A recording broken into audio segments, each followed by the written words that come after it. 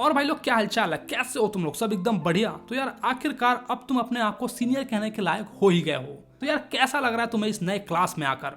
सबसे पहले यार मैं तुम्हें अपने बारे में बता दूं, क्योंकि यार तुम लोगों में से बहुत ही कम लोग हो जो मुझे जानते हो, लेकिन आज के बाद तुम मुझे हमेशा देखोगे। क्लास 9th में, 10th में, 11th में, 12th में तुम मुझे हर जगह देखोगे, अगर तुम लोगों ने मुझे प्यार दिया, पसंद किया तो। आज से पहले यार मैं इंग्लिश पढ़ाता था, मैंने 9th को इंग्लिश पढ़ाई, 10th को पढ़ाई, 11th को पढ़ाई, लेकिन इस साल से मैं तुम्हें हिंदी भी पढ़ाने वाला हूँ। ये चैप्टर यार तुम्हें जैसा भी लगे तुम मुझे ऑनेस्ट फीडबैक दे देना कमेंट में, ठीक है? क्योंकि यार अगर मेरे अंदर कोई कमी हुई तो नेक्स्ट टाइम से उसको सुधार लूंगा और फिर से तुम्हारे सामने आ जाऊंगा। तो चलो यार आज के इस हिंदी के चैप्टर को पढ़ते हैं, जिसका नाम है गिल्लू। गिल्लू यार इसमें एक गिलहरी का नाम होता है और इसे लिखने वाले शख्स का नाम है महादेवी वर्मा। पता नहीं कब और कैसे महादेवी वर्मा को गिल्लू से बहुत ज्यादा लगाव हो गया और वो उनके दिल के बहुत ही करीब आ गया। महादेवी वर्मा को गिल्लू कब मिला, कैसे वो उनके इतने करीब आ गया, ये सारी चीजें हम आज के इस पाठ में, आज के इस चैप्टर में पढ़ने वाले हैं। तो चलो शुरू करते हैं। सोनजूही जो कि एक फूल का पेड़ है जिसमें पीले पीले फूल निकलते हैं। तो महादेवी वर्मा जब सोनजूही के पेड़ में निकले हुए उस पीले कली को, यानी कि पीले फूल को देखती हैं, तो अचानक से ही उनको उस छोटे से जीव का याद आ जाता है। किसका? गिल्लू का, जो कि उस सोनजूही के पत्तों की हरियाली में छिप कर बैठा करता था। और जैसे ही महादेवी वर्मा उसके पास जाती तो कंधे पर कूदकर वो उनको चौंका देता था। उस समय महादेवी वर्मा को सोनजूही के पेड़ से निकलने वाली कली का खोज होता था और अब उस छोटे प्राणी का खोज है, क्योंकि वो अब तक इस सोनजूही की जड़ में मिट्टी होकर मिल गया होगा। और कौन जाने कि वो पीली कली के माध्यम से ऊपर आकर महादेवी वर्मा को चौंकाने आ गया हो। इससे हमें ये पता चल रहा है कि जो वो गिलहरी थी वो यार शायद मर चुकी है, इसलिए तो वो बोल रही है कि अब तक वो सोनजूही की जड़ों में मिट्टी बन गया होगा। तो चलो देखते हैं कि गिल्लू कैसे इनके जीवन में आया और कैसे वो यार मर गया। तो महादेवी वर्मा बताती है कि अचानक एक दिन सवेरे कमरे से बरामदे में आकर मैंने देखा 2 कौवे एक गमले के चारों ओर चोंच से छुआ छुआवल जैसा खेल खेल रहे हैं। ये काक भुसुंडी भी ना विचित्र पक्षी हैं। एक और विशेष आदर, दूसरी और आदर का अभाव, अति अवमानित।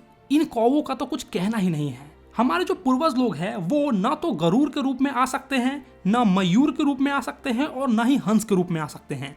वो केवल और केवल काग के रूप में ही आ सकते हैं। उन्हें हमेशा प्रतिपक्ष में कुछ पाने के लिए काग बनकर ही आना पड़ता है। और इतना ही नहीं, अगर कोई मेहमान हमारे घर आने वाले हैं तो काग की उस कठोर आवाज से ही हमें पता चलता है कि हाँ कोई आने वाला है।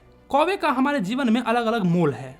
जैसा कि यार तुम लोगों ने भी अपने बचपन में दादा या दादी से सुना होगा कि जब कौवा आकर आ करता है, यानी कि आ की आवाज सुनाई देती है हमें, तो वो ऐसा हमें बताने की कोशिश कर रहा है कि कोई अतिथि, कोई मेहमान हमारे घर आने वाले हैं।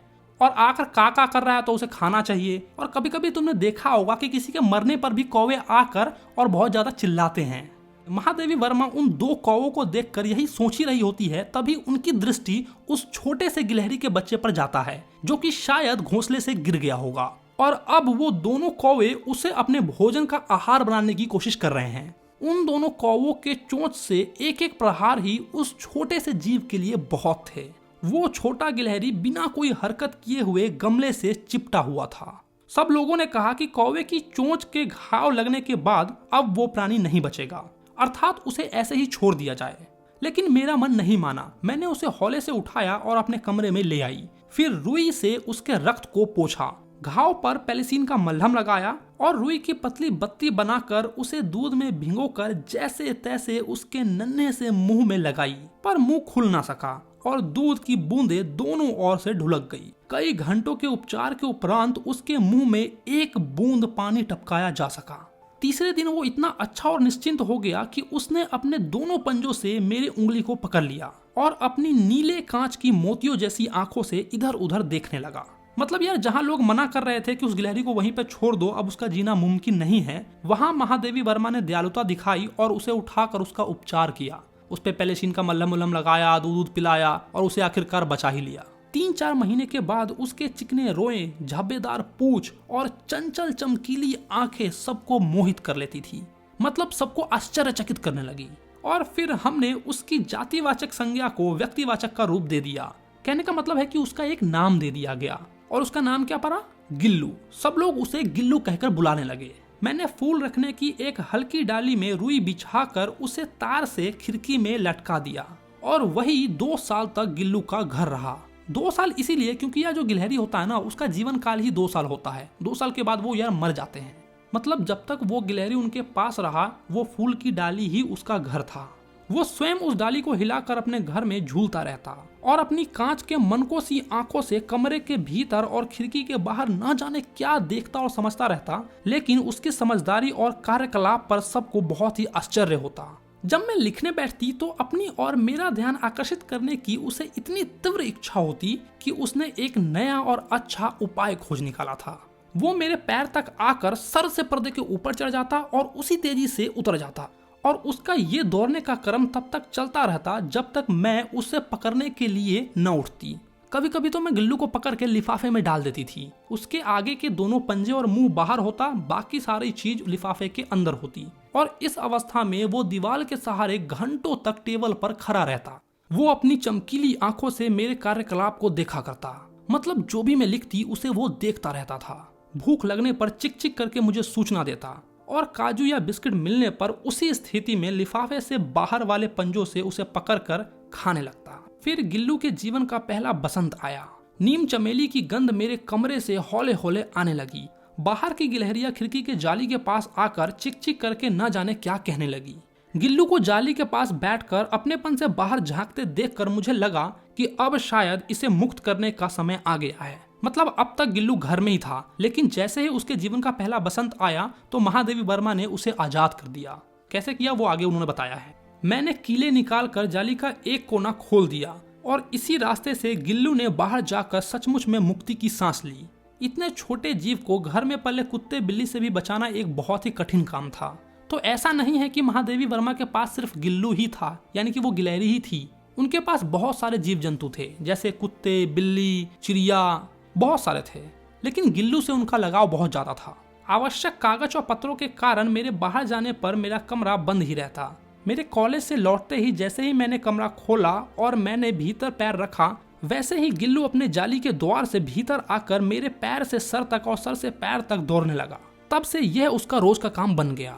मतलब जब महादेवी वर्मा कॉलेज जाती तो गिल्लू जाली से बाहर निकलकर बाकी गिलहरियों के साथ खेलता कूदता, और जब महादेवी वर्मा कॉलेज से वापस आती तो गिल्लू वापस से उसी जाली के द्वार से अंदर आ जाता और महादेवी वर्मा के इर्द गिर्द घूमता रहता। मेरे कमरे से बाहर जाने पर गिल्लू भी खिड़की की खाली जाली के राह से बाहर चला जाता और दिन भर गिलहरियों के झुंड का नेता बना हर डाल पर इधर से उधर उछलता कूदता रहता। और ठीक 4 बजे वो खिड़की से भीतर आकर अपने झूले में झूलने लगता।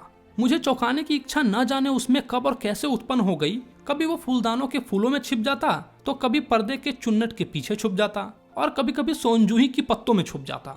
मेरे पास बहुत से पशु पक्षी हैं और उनमें मेरा लगाव कम भी नहीं है, लेकिन उसमें से किसी को भी मेरे साथ मेरे थाली में खाने की हिम्मत नहीं हुई है। लेकिन गिल्लू इनमें अपवाद था, एक्सेप्शन। मैं जैसे ही खाने के कमरे में पहुंचती, वो खिड़की से निकलकर आंगन की दीवार और बरामदे पार कर टेबल पर पहुंच जाता और मेरी थाली में बैठ जाना चाहता। बहुत ही मुश्किल से मैंने उसे थाली के पास बैठना सिखाया, जहां बैठकर वो मेरी थाली से एक एक चावल उठाकर बड़ी ही सफाई से खाता।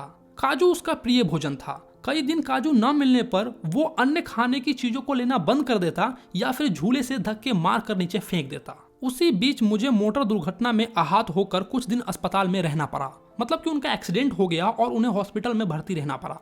और उन दिनों जब मेरे कमरे का दरवाजा खोला जाता तो गिल्लू अपने झूले से उतरकर दौड़ता और फिर किसी दूसरे इंसान को देखकर वापस से घोंसले में चला जाता। सब उसे काजू देते, परंतु अस्पताल से लौटकर मैंने जब उसके झूले की सफाई की तो मैंने देखा कि काजू वैसे के वैसे ही रखे थे, जिससे ये पता चलता है कि जब मैं अस्पताल में भर्ती थी तो उसने अपना प्रिय भोजन भी खाना छोड़ दिया था। अर्थात गिल्लू भी महादेवी वर्मा से उतना ही प्यार करता था जितना कि महादेवी वर्मा उससे करती थी। जानवर भी यार हमसे इमोशनली कनेक्ट हो जाते हैं। अगर तुम्हारे घर में कुत्ता वगैरह होगा तो तुमने देखा होगा कि किस तरह से वो हमसे इतने इमोशनली अटैच हो जाते हैं। मेरे बिस्तर पर लेटते ही वो तकियों के ऊपर सिरहाने बैठकर अपने नन्हे पंजों से मेरे सिर और बालों में इतने हौले हौले से सहलाता कि उसके हटने पर ऐसा लगता कि मानो किसी नौकर के हटने के समान था। मतलब वो अपने नन्हे पंजों से महादेवी वर्मा का सर बहुत ही प्यार से सहलाता था, और जब वो वहां से हटता तो महादेवी वर्मा को लगता कि शायद कोई नौकर उनका सर दबा रहा था और अब वो छोड़ के चला गया।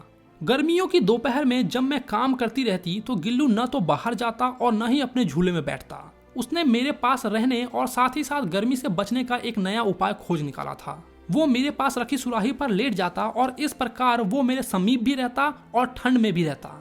गिलहरियों की जीवन की अवधि 2 वर्ष से अधिक नहीं होती है, अर्थात गिल्लू की जीवन यात्रा का अंत आ ही गया।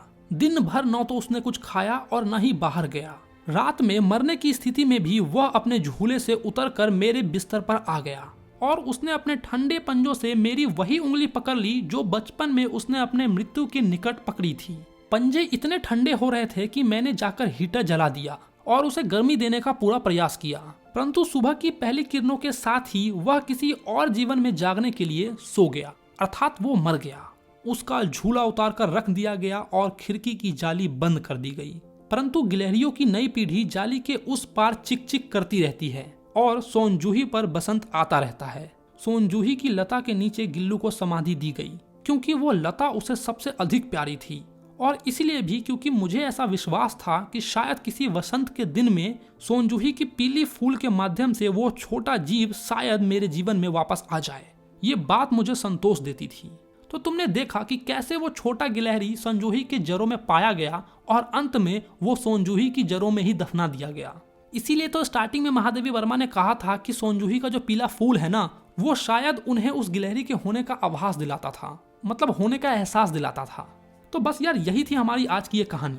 वीडियो कैसा लगा तुम मुझे यार नीचे कमेंट करके बताओ। तुम्हारा कोई अगर फीडबैक है तो वो भी तुम मुझे दो, और आगे के 2-3 साल मेरे साथ बिताने के लिए इस चैनल को सब्सक्राइब कर लो। चलो तो मैं मिलता हूँ तुम्हें नेक्स्ट वीडियो में या फिर इंस्टाग्राम पे, ठीक है? चलो।